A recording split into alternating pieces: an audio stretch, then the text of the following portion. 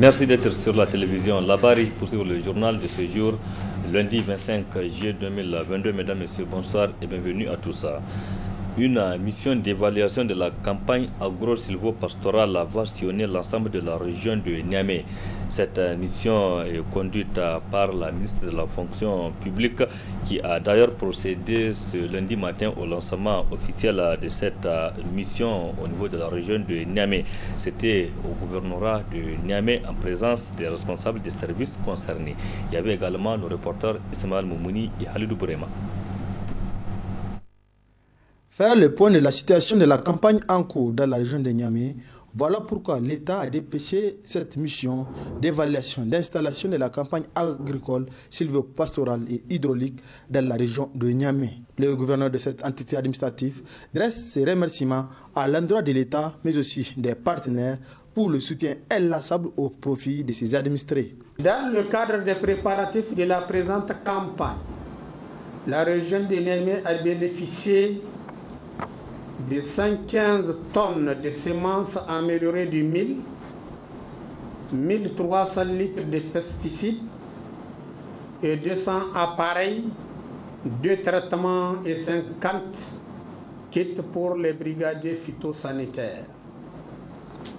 Alors je ne saurais terminer mon propos sans adresser aux partenaires techniques et financiers les remerciements des populations de la région de Niamey pour lesquelles ils ne cessent d'apporter des appuis constants et multiformes. Selon la responsable de l'équipe, à savoir la ministre de l'Emploi, cette mission vise à s'entretenir avec les populations sur l'installation de la campagne agro-silvo-pastorale et hydraulique 2022, situation agricole, situation pastorale et zoosanitaire, le niveau de remplissage des points d'eau, de surface, reboisement, récupération des terres, conséquences des inondations et des épisodes de sécheresse, etc. S'entretenir avec les niveaux déconcentrés et régionaux des conditions de préparation de la campagne agro-silvo-pastorale par département, mise à disposition des semences, engrais, produits phytosanitaires, intrants zootechniques, vétérinaires, etc. Échanger avec les principaux acteurs sur les effets induits du plan d'urgence et du plan de soutien sur les conditions de vie des populations ainsi que sur le cheptel, s'enquérir du niveau de mise en œuvre du programme phare Moringa par département, informer et sensibiliser les populations sur les potentialités en eau souterraine de notre pays, les 7 programmes phares déclinés dans la DPG, et le programme des pôles agro-industriels du président de la République. Faire le point sur la mise en œuvre de l'initiative 3N, les Nigériens nourrissent les Nigériens, avec un accent particulier sur la maison du paysan, le Conseil agricole et le Fonds d'investissement pour la sécurité alimentaire et nutritionnelle, échanger avec les populations sur les questions sociopolitiques de l'heure, la sécurité des personnes et de leurs biens, la gouvernance des collectivités décentralisées, la promotion de nos valeurs culturelles, échanger sur la mise en œuvre des projets et programmes intervenant dans les différentes régions, etc. Durant 5 jours, cette mission sillonnera les 5 communes que compte la région de Niamey pour apprécier l'état d'installation de la campagne agro-silvo-pastorale et hydraulique afin de dégager des mesures d'atténuation des effets éventuels des situations exceptionnelles qui pourraient en découler. Début ce lundi matin des soutenances à l'Institut de formation aux techniques de l'information et de la communication IFTICA. Ils sont au total 54 étudiants, toutes sections confondues du niveau supérieur programmés pour cette première phase de ces soutenances qui vont donc, ces 54 étudiants vont présenter leurs travaux de recherche devant des jurys. Il y avait donc du monde ce matin au début de ces soutenances. Je vous propose de suivre la cérémonie de ce matin avec Nafissa Yahaya et Abokar Souley qui vont diriger. Étudiants du niveau supérieur et toutes filières confondues à soutenir devant les membres du jury et le public leur mémoire de fin de cycle. Des soutenances qui se déroulent normalement selon le directeur des études et de la recherche de l'IFTIC. Nous avons commencé les soutenances des étudiants à licence professionnelle ici à l'IFTIC. Ces soutenances réunissent des étudiants de plusieurs filières. Notamment, nous avons des journalistes qui vont soutenir tout à l'heure. Nous avons les sciences de l'information documentaire. Nous avons des étudiants en technico-artistique et des étudiants en production et réalisation. Tous les étudiants sont au nombre de 54 qui ont été programmés pour soutenir entre aujourd'hui et mercredi. Donc nous aurons 3 jours d'affilée pour ces soutenances. La particularité de cette édition 2022, ce que nous avons essayé de faire, quand même nous avons tenté de réunir des membres du jury quand même qui sont des experts dans leur domaine. Et puis nous avons spécifiquement cette année donné la parole aux tuteurs, effectivement, qui avant n'avaient pas la parole. Donc les tuteurs ont la possibilité cette année d'intervenir pour parler effectivement des conditions dans lesquelles le mémoire a été réalisé. Après délibération du jury, les diplômés nous livrent leurs sentiments après 3 ans de dur labeur. Je suis très contente d'avoir obtenu ma licence en journalisme audiovisuel. C'est vraiment pas facile durant ces 3 ans d'études, mais Dieu merci. Mon thème c'est maladie insidieuse, accident vasculaire cérébral, AVC, cause, traitement et conséquences, cas de l'hôpital général de référence de Niamey. Là, je choisis ce thème pour sensibiliser et informer la population sur les facteurs et les risques de cette maladie. En tant que journaliste, je fais d'abord ressortir les gravités de cette maladie, les séquelles de l'AVC et aussi comment prévenir cette maladie. Je remercie mes parents pour leur effort, pour leur contribution morale et financière. Je remercie également mon tuteur, mes amis, les encadreurs de l'IFTIC aussi. Il y a le sentiment de fierté parce que devant tout le monde, on m'a applaudi. En plus de ça, le jury était fier de moi. Les thèmes sur lesquels j'avais soutenu, c'est l'autonomisation des femmes en situation de handicap, quel apport pour la télévision nationale Télé Sahel. Je voulais tout d'abord ressortir qu'être handicapé ne veut pas dire être démuni ou quelque chose comme ça. Parce que vous savez, il y a des gens qui sont handicapés, qui font la mendicité sous prétexte que c'est parce qu'ils sont handicapés. Il faut d'autant marquer que le fait d'être handicapé, ces femmes montrent que le fait d'être handicapé n'est pas une fatalité et qu'ils veulent coûte que coûte sortir l'image que la population a sur la discrimination sociale et que ce sont des handicapés. S'ils fabriquent des choses, c'est pas bien fait ou quelque chose d'autre. J'ai eu 14 serveurs. Je remercie tout d'abord notre directeur de mémoire que j'avais beaucoup fatigué avec les corrections. Je l'appelle un peu chaque jour pour le déranger. En plus aussi, je remercie aussi ma famille qui m'ont soutenu tout au long du mémoire et qui m'ont aidé. À noter que ces soutenances vont se poursuivre jusqu'au mercredi 27 juillet 2022 à l'Institut de formation aux techniques de l'information et de la communication IFTIC. Merci Nafissa et bonne chance aux candidats. Mali, Sahel, notre Afghanistan, c'est le titre du nouveau livre de notre compatriote journaliste écrivain Sidika Abba. Mali, Sahel, notre Afghanistan, donc à nous. Ce livre parle de la situation sécuritaire au Sahel, au Mali, et particulièrement donc un ouvrage qui décrypte une histoire qui a commencé dans l'enthousiasme pour s'achever dans un fiasco, comme l'a écrit l'auteur dans ce livre. Ce nouvel ouvrage de 149 pages sera disponible au niveau de l'ASDEL donc, et à la librairie Farondal du terministe. Sidika Abba était également l'auteur du voyage au cœur de Boko Haram. Et pour comprendre Boko Haram, des livres des éditions L'Armatan, ces livres Mali, Sahel, notre Afghanistan à nous est donc disponible ici même à Niamey au niveau du LASDEL et à la librairie Farondal.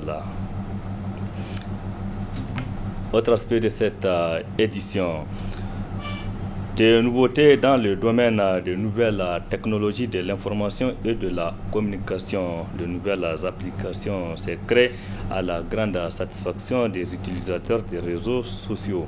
Parmi ces applications, TikTok. Cependant, pour certains internautes, les inconvénients liés à l'usage de cette plateforme sont plus nombreux que les avantages, d'où les réactions de quelques citoyens. Notre pays, le Niger, est un pays qui a beaucoup accueilli, n'est-ce pas, les NTIC, les nouvelles techniques de l'information et de la communication. Chose qui permet, n'est-ce pas, d'aller vers un développement durable, chose qui nous permet de nous mettre au diapason, aux mêmes longueurs d'onde que les autres pays du monde. Alors, très malheureusement, il y a beaucoup d'applications qui courent en contre-valeur de nos pratiques, de nos mœurs. Nous sommes en train de constater une mauvaise utilisation, une mauvaise exploitation de ces NTIC-là par les citoyens, par la jeunesse, par la population en général. Parce qu'il y a de la contre-valeur qui se développe là-dessus. Et tout ce que nous apprenons aujourd'hui, les violences des enfants qui deviennent trop violents, ils l'apprennent sur ces réseaux de communication. TikTok, en ce qui la concerne, il n'y a absolument rien de pédagogie là-dessus. C'est des dépravations de mœurs, c'est des valeurs qui ne sont pas conformes à notre identité sociale. Et je crois que personnellement, je n'ai pas épousé cette application et je demande à l'autorité, n'est-ce pas, de prendre toutes les mesures afin d'arrêter cette hémorragie-là. Si un réseau n'est pas habilité à nous apprendre beaucoup de choses, que ce soit au niveau des enfants, des lycées et du collège, à échanger avec d'autres pays. Par exemple, quand vous faites la médecine, quand vous faites la géologie, quand vous faites la chimie, quand vous faites les sciences sociales, il faudrait que sur ces réseaux, vous puissiez avoir la chance d'être mis en réseau, notamment les réseautages des certains étudiants, des élèves, à apprendre effectivement. Mais aujourd'hui, nous sommes en train de constater le contraire. Ce que nous constatons en majeure partie qui se passe sur TikTok, surtout avec la jeunesse africaine, on constate une atteinte aux mœurs. Il y a une atteinte aux mœurs parce que tout simplement, on constate des attentats à la pudeur publique.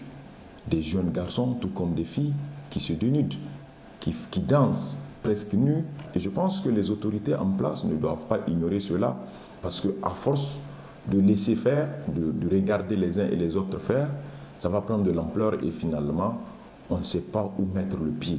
Parce que tout simplement, il y a ceux qui se retrouvent sur TikTok, ils font leur petit commerce, il y a ceux qui sont là, ils tirent des followers et tout ce qui s'ensuit.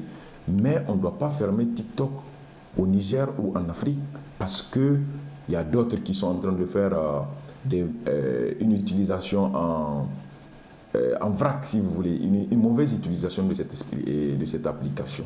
Mais on doit essayer de réglementer et essayer d'interpeller tous ceux qui sont auteurs de cette infraction prévue et punie par la loi et les sanctionner conformément aux dispositions pénales et voir dans quelle optique également on peut sensibiliser la jeunesse. C'est là que je vais interpeller les médias et également le CSC parce qu'au-delà de TikTok, même sur nos chaînes télé, on voit certaines séquences de vidéos qui ne sont pas bonnes, surtout aujourd'hui avec l'avènement des LGBTI. Et je pense que c'est le lieu d'interpeller les uns et les autres pour qu'ensemble nous puissions protéger la société parce que nous sommes des êtres humains, on ne doit pas se comporter comme des animaux. C'était à l'instant les réactions de quelques citoyens sur l'usage de l'application TikTok par les internautes. Autre aspect de cette édition, les travaux de la session ordinaire du Conseil supérieur de la communication CSC au titre du mois de juillet 2022 ont débuté ce lundi. Les conseillers vont examiner les différents points qui sont à l'ordre du jour de cette session qui va durer 5 jours. La cérémonie a été présidée par le président de l'institution, Dr Kadir San. Précision avec Hamza Sakou et Sadoudoumi. C'est sous la présidence du premier responsable du Conseil supérieur de la communication que les conseillers au niveau de cette institution prennent part à la présente session ordinaire au titre du mois de juin. Ainsi, 5 points sont inscrits à l'ordre du jour. Examen adoption du procès verbal de la session du mois de juin 2022. Information sur le CSC. Examen et adoption des rapports de commission suivi des cahiers de charges, accès équitable et publicité. Examen et adoption du rapport de la commission éthique, déontologie et carte de presse. Questions diverses. Le Conseil supérieur de la communication, pour rappel, est composé de 2 commissions d'instruction, à savoir. Il s'agit de la commission éthique, déontologie et carte de presse et la commission suivi des cahiers de charges, accès équitable et publicité. La première est chargée d'examiner au préalable tout dossier dont elle est saisie et qui relève de son domaine de compétence et de produire un rapport qui est soumis à la plénière du CSC. La commission éthique, déontologie et carte de presse, entre autres, veille au respect de la charte du journaliste professionnel déposée auprès du Conseil supérieur de la communication, relève tout manquement à la déontologie, donne un avis motivé pour la délivrance et le retrait de la carte de presse des journalistes professionnels, auditionne les responsables des organes de presse ou journalistes ayant fait l'objet de plaintes ou de saisine d'office au CSC. La deuxième, à savoir la commission suivie de cahiers de charges, accès équitable et publicité quant à elle, est chargée de proposer à la plénière les modalités d'accès équitable et effectif aux médias d'État, de veiller au respect des cahiers de charges des médias, de dresser des rapports détaillés et formuler des recommandations à la plénière et proposer des sanctions motivées en cas de manquement à l'éthique et à la déontologie. Tout en félicitant ses conseillers pour le travail abattu, le président du Conseil supérieur de la communication les exhorte à examiner en toute responsabilité les rapports soumis à leur appréciation. Direction d'IFA à présent. Kombali, c'est le nom d'une cafétéria qui a ouvert ses portes au cœur de la ville de Difa. L'initiative émane de l'association de jeunes d'Ifa à Chawa, une association de jeunes très actifs en faveur du développement de la région en général et de la ville de Difa en particulier.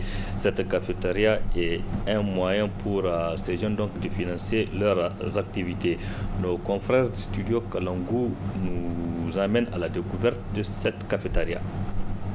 En attendant le coucher du soleil sur Difa, Aïcha et ses camarades s'activent pour l'ouverture de leur restaurant, la cafétéria. C'est en plein cœur de la ville que l'association Difa Chawa a ouvert ses coins de détente où se retrouve la jeunesse. Akwai matasa da suke zuwa wajen nan su zauna su yi kaman tattaunawa akan abun da ya shafi ko wani abu na kungiyar saka in ya taso. Akwai masu zuwa wanda ba wai dan kawai su sai wani abu dan su zo su huta ma.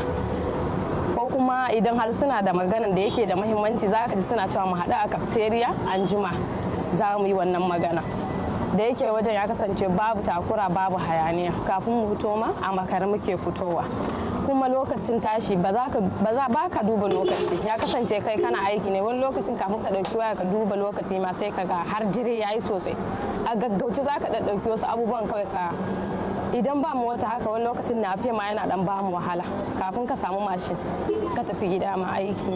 Nafissatou est une des gérantes de la cafétéria. Elle rend visite régulièrement à ses camarades qui y travaillent. La cafétéria a été créée dans le but de financer les activités de l'association. Dans l'association, on trouve un peu du tout.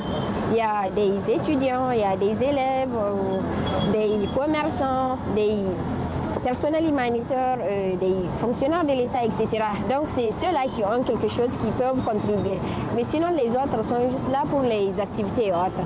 Mais l'idée nous était venue, pourquoi ne pas trouver une source de revenus qui sera là, mais c'est pour l'association. Donc ça nous permettrait, lors de nos activités, ça serait plus facile en fait. Donc s'il y a quelqu'un qui veut contribuer quelque chose de plus, il le fait de son plein gré. Mais sinon on ne va pas appeler les gens pour leur dire amenez, on va faire telle activité. Malgré les critiques et les préjugés, ces deux jeunes femmes restent convaincues de leur choix.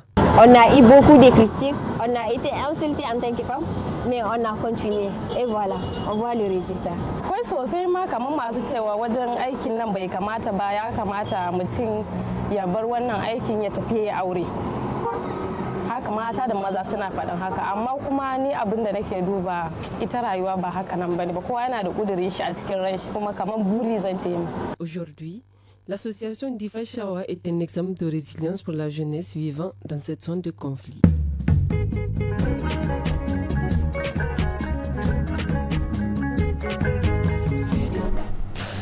Voilà, sur ce prend fin cette édition. Merci à vous de l'avoir suivi.